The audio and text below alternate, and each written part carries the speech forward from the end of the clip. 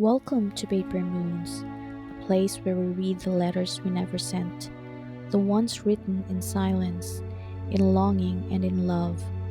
This week's theme is unsent letters, words meant for someone who might never read them, and sometimes that someone is ourselves.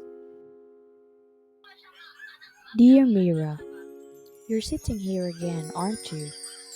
That same small desk by the window, the one you never got rid of even after moving apartments 3 times. The same chipped corner that once caught your sleeve while you were crying so hard you couldn't breathe. The same view of the streetlights that flicker around 2 a.m. The time when your thoughts grow teeth and start gnawing at the edges of your heart. You've always come back to this spot when you needed to face yourself. I think it's because, deep down, you knew that the hardest conversations aren't with the people who hurt you. They're with the person in the mirror who let it happen, who stayed, who tried too hard, who broke her own heart in the name of understanding. You've said sorry to so many people, Mira, for being too much, for being too quiet, for wanting more, for walking away, but you never said sorry to yourself, not once. So tonight, I will. I'm sorry for the years I made you believe that love had to be earned, that you had to prove your worth to be chosen, that you needed to shrink so someone else could stay comfortable. I remember how it started. You were 22, bright eyed, and trying to hold the world in your hands. You thought if you were kind enough, patient enough, forgiving enough, people would see you, but they didn't. And every time someone left, you told yourself it was because you weren't enough. I still see you sitting on that park bench after your first heartbreak. You didn't cry right away, you just sat there, holding your phone long after the message stopped loading. The words, I think we should take a break, hanging like fog in your mind. You told yourself you understood, that maybe he was right, that you needed to be stronger, calmer, less sensitive. You blamed yourself for wanting something real, and you carried that blame into every love after that. Remember the one who said he admired your independence, then made you feel guilty for having dreams that didn't include him? You apologized for being ambitious. You skipped dinners with friends to avoid making him feel left out. You started dressing simpler, speaking softer, editing yourself until you were barely there. And when he left, you didn't even get angry. You said, I get it. You always said that. I get it. Even when you didn't. Even when you deserved to be furious. Mira, you built your whole life around being someone who understood others, their pain, their moods, their absences. You were a quiet shelter for everyone but yourself. And I'm sorry I made you believe that was noble. It wasn't noble, it was neglect. There were nights you stayed up writing long messages trying to fix things that weren't yours to fix. Days you smiled through exhaustion just to avoid disappointing anyone. You pushed through burnout and heartbreak with that same tight lipped strength that fooled everyone except you. You knew it was all coming undone, you just didn't know how to stop it. I'm sorry for that too, for expecting you to carry it all alone. You're always the girl who stayed behind after the storm, picking up pieces that didn't belong to you. You thought healing meant never being angry, never saying no, never admitting you were hurt. You thought forgiveness meant letting others walk away clean while you carried the mess. But that's not forgiveness, Mira. That's abandonment of yourself. You learned it somewhere along the way that being good meant being quiet, that love meant endurance, that your needs were inconveniences. Maybe it was the way your mother sighed when you cried, or how your teachers praised you for being mature. Maybe it was how people only noticed you when you were helpful. I don't know, but I know it stuck. and it's time to unlearn it. You don't need to earn softness. You don't have to justify your needs. You don't have to apologize for being human, messy, loud, uncertain, growing. You did the best you could with what you knew. The version of you who stayed in that toxic relationship, she was trying to love her way into safety. The version who worked herself to exhaustion, she thought productivity could improve her worth. The one who kept forgiving people who never said sorry, she just wanted peace, even if it cost her own. You weren't weak, Mira. You were surviving. I know you hated that word, surviving. You wanted to thrive. You wanted to be the woman who had it all figured out, who healed quickly, who never cried over someone twice. But that's not how healing works. Healing isn't graceful. It's nights spent staring at the ceiling, wondering if you'll ever feel whole again. It's deleting photos, then undeleting them because you're not ready. It's realizing you still flinch at certain songs. It's learning that closure sometimes means never hearing "I'm sorry." You've come so far, and still, I see how you look at yourself sometimes. The guilt, the small shake of your head when an old memory sneaks in.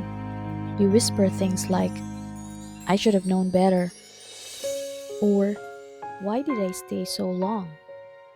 But love, you didn't know better then. You know better now because you lived through it. That's what wisdom costs: your comfort, your innocence, your illusions, and you paid for it in full. So, stop punishing yourself for the lessons that hurt.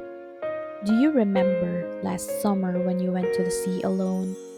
The way the wind tangled your hair, the salt drying on your skin, the ache of realizing you were okay, truly okay, even without anyone beside you? That was the first time you looked at yourself and didn't flinch. You walked barefoot on the shore, tracing circles with your toes, whispering, "I forgive you." I know you didn't really believe it yet, but you said it anyway, and that matters. You planted the seed. Since then, you've been gentle. You've started speaking up. You've started saying no without guilt. You've stopped chasing explanations from people who chose silence. You've begun coming home to yourself, and I'm proud of you. It doesn't mean the ache is gone.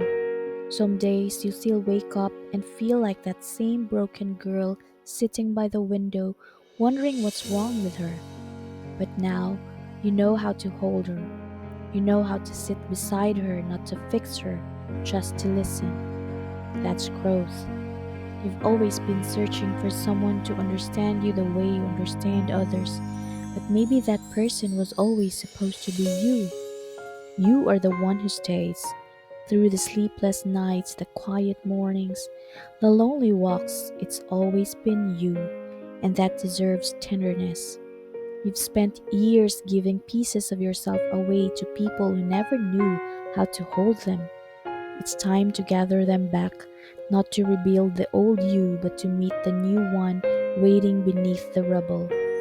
She's wiser now, softer but stronger. She loves differently, slower, deeper, without needing to prove.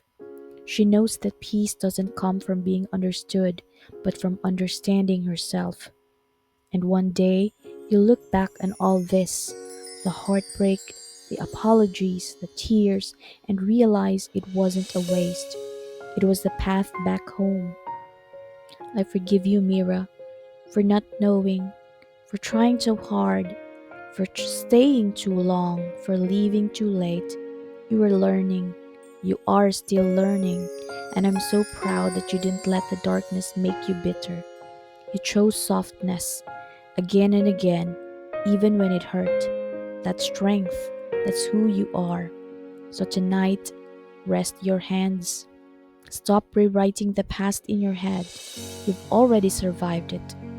Breathe, forgive, and sleep knowing this. You are enough, even when you're still healing, especially then. With love, always. you.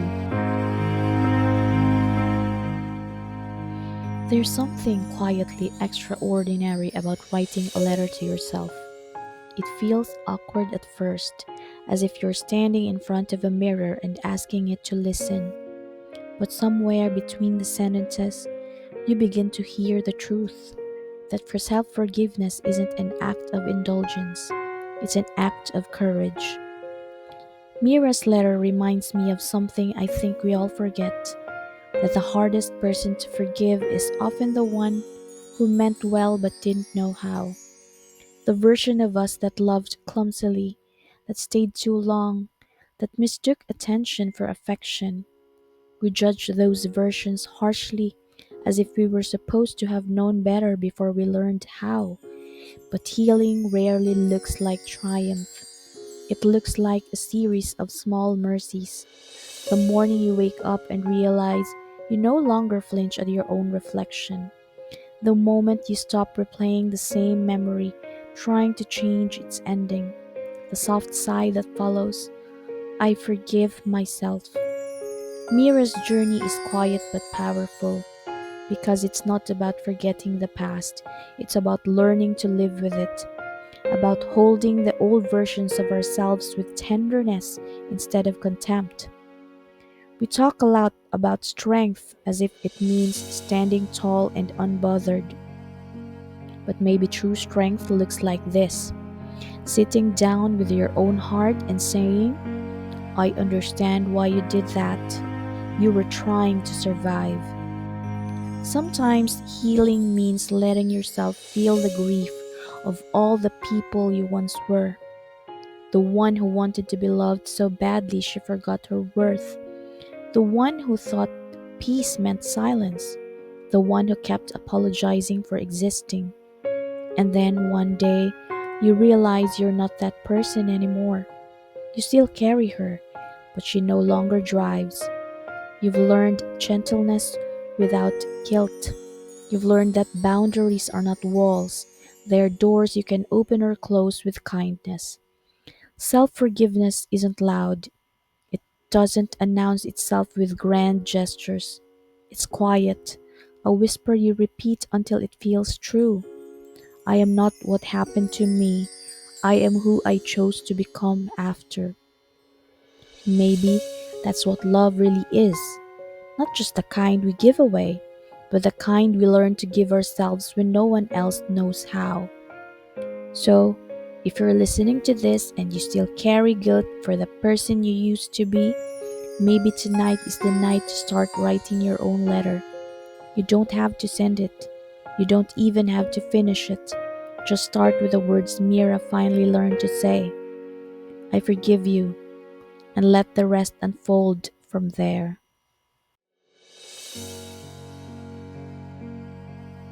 Thank you for spending this quiet moment with Paper Moons.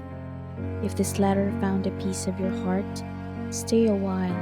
There are more stories waiting under the same gentle light. Don't forget to subscribe to hear more letters from our senders.